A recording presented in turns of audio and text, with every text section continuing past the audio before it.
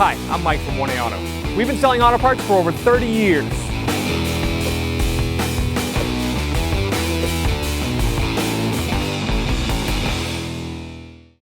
Hi everyone, Sue here at 1A Auto, and today I'm going to show you how to check your washer fluid on a 2011 Ford EcoBoost. If you need any parts for your car, click on the link below and head on over to 1AAuto.com. To open a hood on your 2011 Ford F-150, the hood release is down here on the driver's side by the left foot underneath the e-brake pedal. Pull on that.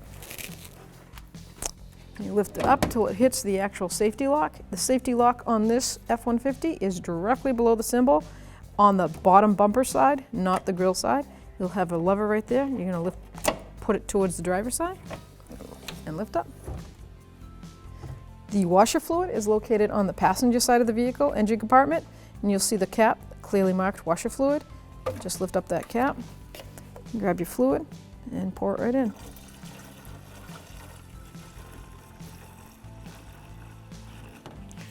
Then you just close the cap, snap it down, you're all set.